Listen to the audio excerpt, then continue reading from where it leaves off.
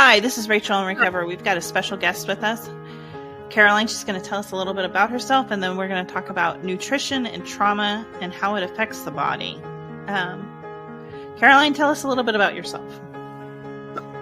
Amazing. I'm super excited to be here. I know we connected online and we've had a lot of really great conversations about nutrition and trauma. So a little bit about me. I am a dietitian nutritionist, and I'm also a diabetes educator by training. So those are kind of like my formal titles.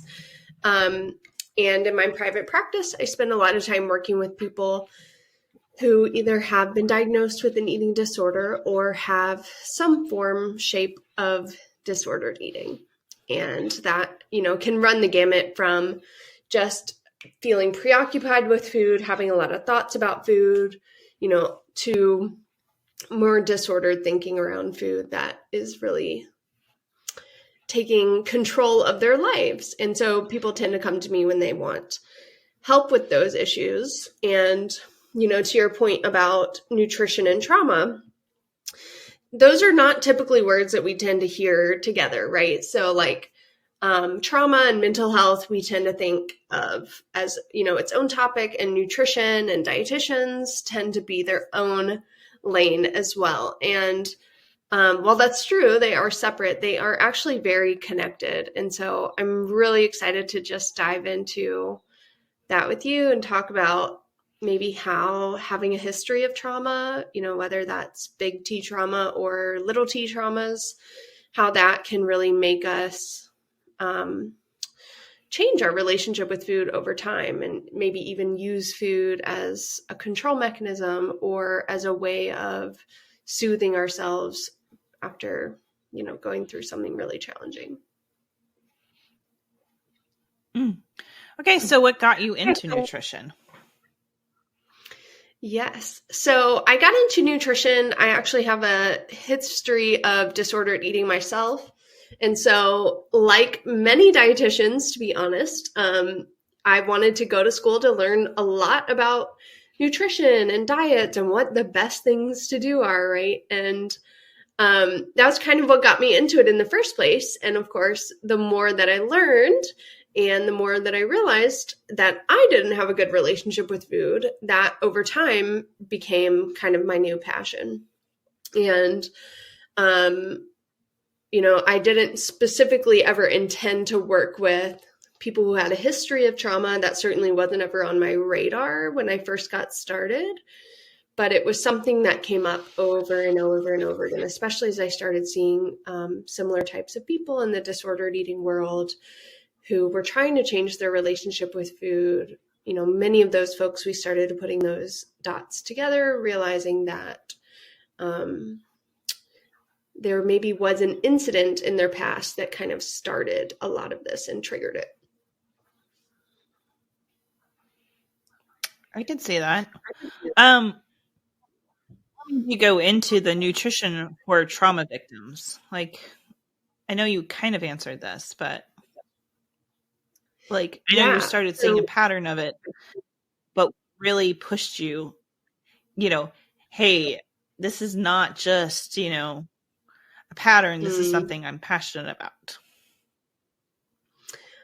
That's such a great question. I think that for me, I started to see a lot, and this is the reputation that a lot of dietitians have, is a lot of the advice out there when people want to change what they're eating is meal plans, eat this, don't eat that, swap this for that, right? It's very tangible. Do this, don't do this. And, on some level, that is helpful for some people to give them a sense of structure and a plan, right? And so often when we start a new diet, that's exactly what we want. We want someone to lay that plan out for us. However, I think I started to realize that we can give people meal plans. We can tell them, eat this, don't eat this. We can give them the list and the plans and everything.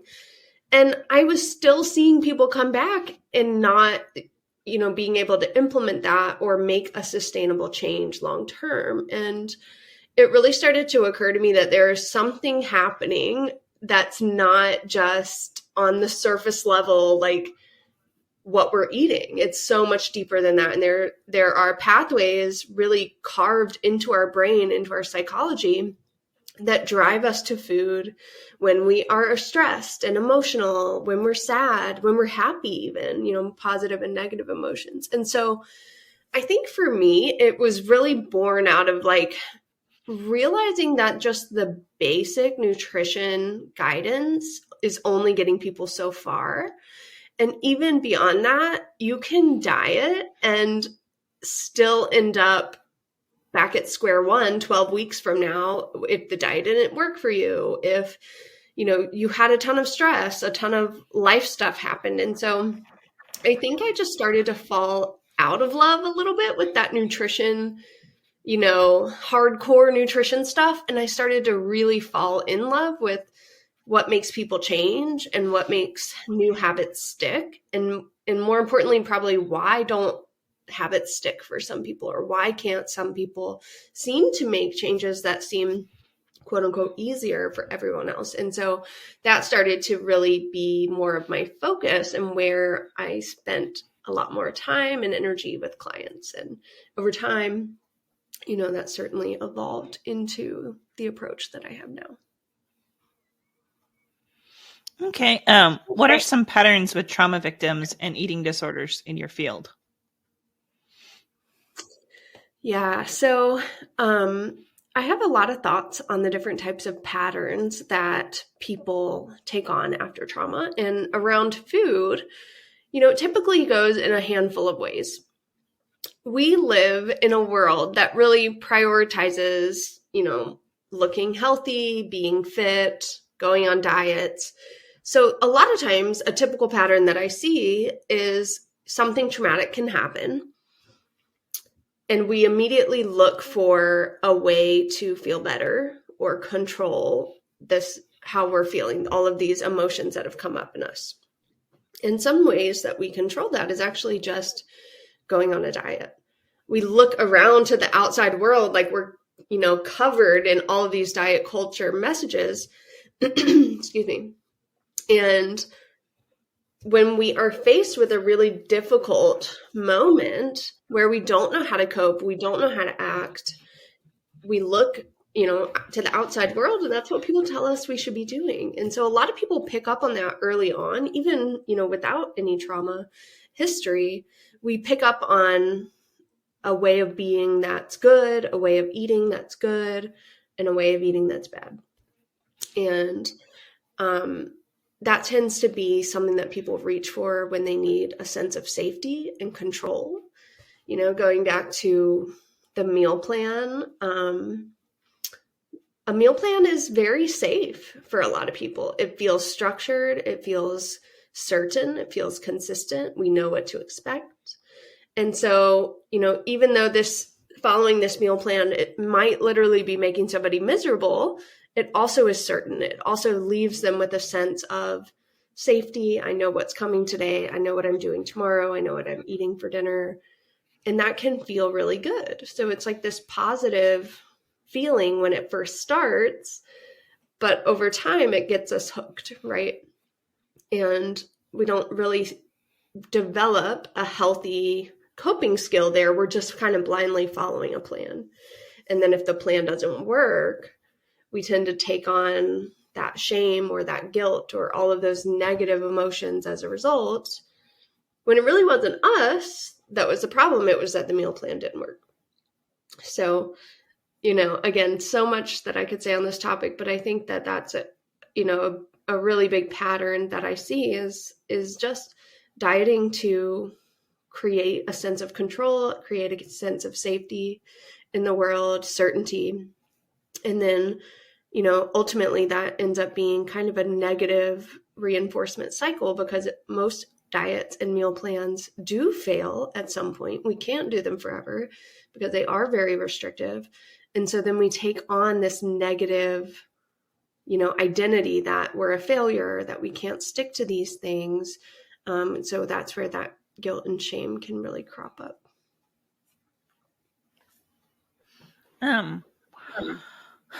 What are some diets that you have seen just take havoc on the body today that are popular today that you would just say, let's just avoid those completely? Yes. So any diet that is asking you to cut out a major food group, and even worse, a major macronutrient, would be something that I'm highly suspicious of.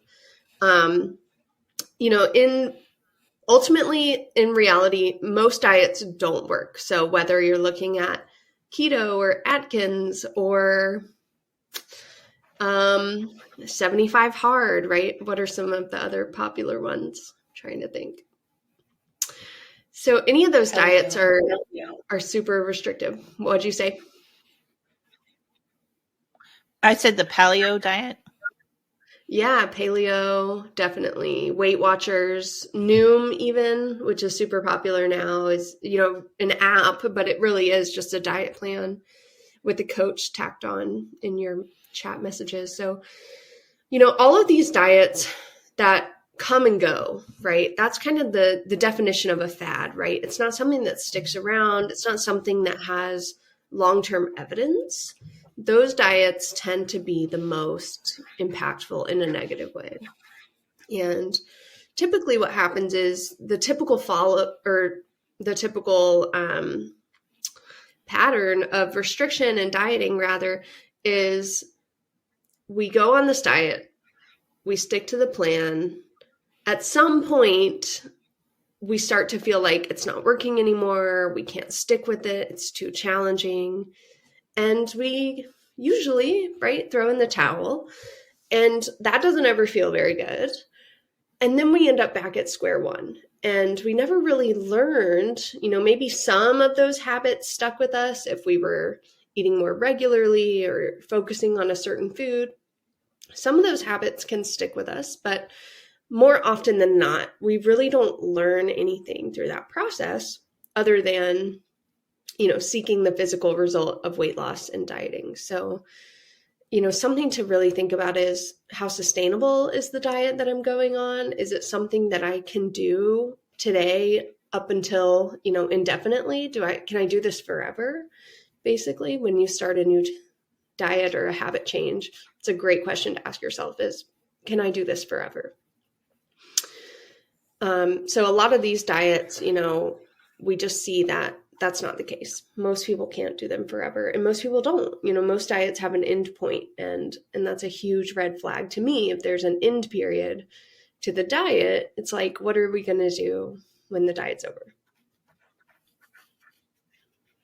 Yeah, I mean, people and that's what the whole yo-yo dieting thing that I think is really bad for our culture, Yeah, you're so right. And that does all kinds of horrible. It does. Yeah. I mean, yo-yo dieting, where